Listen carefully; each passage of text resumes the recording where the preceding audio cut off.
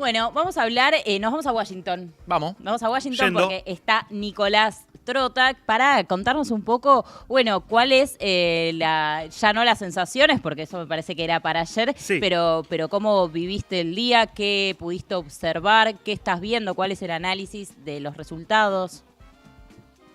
¿Qué tal? ¿Cómo están? Buenas tardes, chicos. La verdad que, bueno, había una certeza el día de ayer que generaba mucha preocupación, es que Donald Trump estaba hablando de fraude en una elección que se esperaba muy cerrada, ¿no? Y nada de eso ocurrió, ¿no? Porque fue una victoria muy contundente por parte de los republicanos.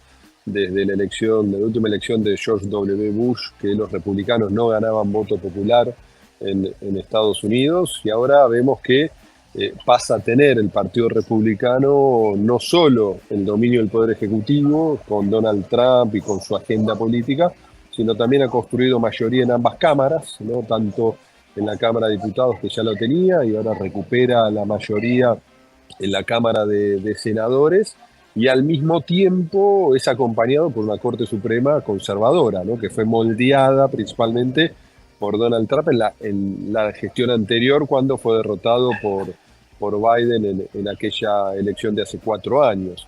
Entonces vemos que eso le da un marco a Donald Trump de cara al 20 de enero de poder plasmar un peso político muy fuerte en términos de las instituciones de los Estados Unidos, en una victoria que fue muy contundente, ¿no? Esos 7 estados, swing state, esos estados que no están tan identificados con los republicanos o los demócratas, que van cambiando elección a elección.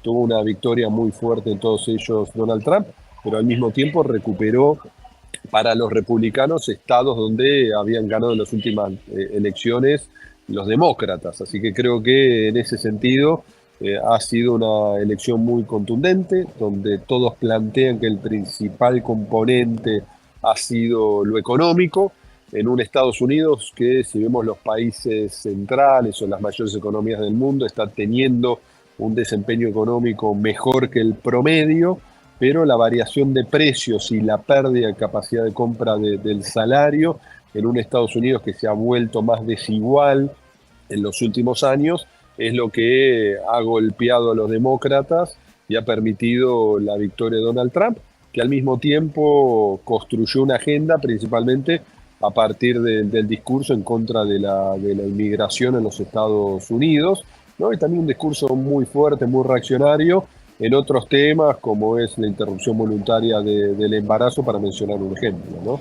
Nico, la primera vez que asumió Donald Trump, había algunos que lo leían como un outsider y como una respuesta también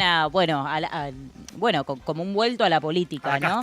Claro, ahora, en este segundo mandato, llega un Trump que nuevamente lo votaron y tal vez lo votaron para que sea más fuerte, para que profundice más eso. ¿Cómo se ve? ¿Cómo se lee esto? No, primero, hemos tenido reuniones con distintos especialistas y plantean inclusive que en esta gestión se va a comportar mucho más como outsider, porque gran parte, recordemos, de los funcionarios que acompañaron a Donald Trump en su primer mandato han sido muy críticos en todo el proceso electoral, principalmente a partir de lo que fue esa sonada que sufrió el Capitolio el 6 de enero, ¿no? Días antes de que asuma Joe Biden la presidencia de los Estados Unidos. Entonces hoy los especialistas marcan que principalmente Donald Trump se va a rodear de sus más fieles colaboradores y que, a diferencia de lo que ocurrió en su primer gobierno, que tuvo un marco de apertura a sectores muy conservadores pero tradicionales del Partido Republicano, hoy no se va a aliar a ellos, sino principalmente va a llevar una agenda con sus leales, ¿no? Un Donald Trump que no solo ganó el voto popular, no solo obtuvo mayoría en ambas cámaras, sino que también tiene una complejidad porque es un presidente que no va a tener reelección, ¿no? Entonces ahí también hay que ver cómo se comporta esa realidad política de un gobierno de 4 años, más allá de los especialistas ya plantean que la continuidad sería, o la búsqueda de la continuidad estaría en manos de el vicepresidente Vance, que es un vicepresidente además muy joven, de los más jóvenes de la historia de los Estados Unidos, también de un fuerte corte. ¿En serio? Comunicación, vamos, sí, vamos todavía. Muy bien. Bueno, estábamos charlando un poco acá y también la pregunta, estaba mirando algunos números. El Partido Demócrata además perdió más de 15 millones de votos. Entonces, mi pregunta es, y a ver qué pensás vos, si estuviste charlando también con otras personas que te hayan brindado la opinión, ¿por qué pierde el Partido Demócrata? No, creo que como estaban planteando recién, el factor económico tuvo un impacto enorme, ¿no? Y es quizás la principal causa, más allá de que algunos analistas están planteando cuestiones vinculadas a la elección, que hay que ver qué nivel de relevancia tiene todo eso, porque bueno, elección que se gana, todo se hace bien, elección que se pierde, se terminan analizando múltiples errores que no necesariamente eran, ¿no? Muchos planteaban la debilidad de la candidatura de la vicepresidenta Kamala Harris en tan poco tiempo, ¿no? Y la mala elección de, por ejemplo, su vicepresidente y no haber elegido como vicepresidente al gobernador de Pensilvania, que era un estado clave, pero bueno, con una victoria tan contundente de Donald Trump, porque mucho de lo que se pensaba es que los resultados iban a estar con suerte el día de hoy, de mañana o en una semana. Se esperaba un escenario de mucha paridad. Nadie tenía la posibilidad de con certeza o con confianza decir quién iba a ganar. Y fue una victoria muy contundente de Donald Trump, que también demuestra, ¿no?, que los Estados Unidos en su corazón es un país muy conservador, muy vinculado a valores religiosos, que es también donde Donald Trump ha construido con su mirada ultraconservadora su agenda, ¿no? Y buscando, como hizo en la elección del 2016 y también del 2020, con distintos resultados en esos dos procesos electorales, un enemigo al quien le quiere poner toda la responsabilidad de los malas calidad de vida o la sensación de no progreso que pueden tener muchos norteamericanos. ¿Se le reconoce una buena campaña a Kamala Harris o hoy con el diario del miércoles ya se le imputa de alguna manera haber hecho las cosas mal? No, es natural que con un resultado tan negativo, ¿no? Sacó mucho menos votos no solo que Biden, sino también de lo que fue la elección del 2016, cuando Donald Trump le ganó a Hillary Clinton. Entonces, frente a eso, obviamente, se le va a caer a quien es derrotado con un marco enorme de responsabilidad. Ahora, más allá de todos sus análisis, creo que el marco de preocupación que todos tenemos es que implica no solo para América Latina, sino para el mundo, un liderazgo bastante disruptivo, como es el de Donald Trump de cara al futuro, ¿no? No solo qué va a pasar en el conflicto en Medio Oriente, sino también qué va a pasar en el conflicto entre Rusia y Ucrania, y el hecho también de cuál va a ser su agenda de América Latina, donde muchos hacen hincapié, ¿no?, de la mirada que va a tener puesto principalmente en Cuba, Venezuela y Nicaragua, ¿no? Y el hecho también de que Donald Trump no se ve a sí mismo como un político, sino como un hombre de negocios, ¿no? Y eso también va a generar un marco de incertidumbre de cómo va a ser el equilibrio de poder de cara a un Estados Unidos que probablemente empieza a transitar una política de mucho más aislamiento y que puede traer conflicto con los aliados históricos, como Trump tuvo en parte en su primer gobierno con Canadá o con la propia Europa, a partir de lo que han sido sus discursos vinculados a el conflicto entre Rusia y Ucrania y la NATO, ¿no? El aporte económico que está haciendo para sostener el conflicto con armamento hacia Ucrania, ¿no? Que en sus discursos ha sido claro que no va a seguir el pueblo norteamericano sosteniendo ese conflicto en términos económicos casi en soledad, si no quiere que cada país de la NATO pague la cuota parte que le corresponde. Hola Nicolás, acá Pablo Berkovich te saluda. Aprovecho ¿Cómo andás, que Pablo? estás ahí para hacerte dos preguntas puntuales. Una, si hablaste con algún trabajador puntualmente, alguno que te haya vendido un hot dog en la calle, el del mini market, le preguntaste entre esto que estábamos hablando acá de si se ganó por algo más cultural, si se ganó por algo más económico. Eso la primera. Y la segunda, aprovechando también tu conocimiento sobre el tema, el rol de los sindicatos, de los unions ahí en Estados Unidos, si eran con Trump, si eran con Kamala, cómo se da justamente ese rol, ¿no? Bueno, hay un problema que estoy en Washington, ¿no? Y en Washington Claro. es un distrito absolutamente demócrata, ¿no? Creo, no sé cómo fue el resultado finalmente, pero Sí, seguramente Kamala Harris sacó más del 80% de los votos en el Distrito de Colombia, que tiene una preponderancia muy marcada de población afrodescendiente, ¿no? Más allá que es la capital de los Estados Unidos.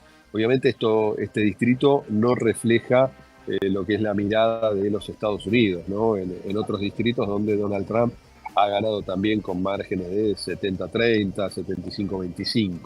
¿No? Entonces, pero por lo que hablamos con distintas personas y por lo que también analizan los especialistas, el voto económico es el que tuvo el gran impacto en ese sentido, más allá que lo que le achacan a Kamala Harris en su corta campaña, una campaña un poco más de 100 días, es el hecho que es la vicepresidenta de Biden, ¿no? Y que más allá que los resultados económicos no han sido negativos comparado con otros países centrales o las principales economías del mundo, la imagen del gobierno de Biden está muy por debajo del 50%, ¿no? Y Kamala Harris era la continuidad, claro, ¿no? Y que mucha gente plantea también que Kamala Harris planteaba una agenda, ¿no? De ampliación de derechos, de vinculados, ¿no? Mucho debate relacionado a lo que es el aborto y la discusión que se dio en el marco de la campaña, pero que en un momento, que en ningún momento del proceso electoral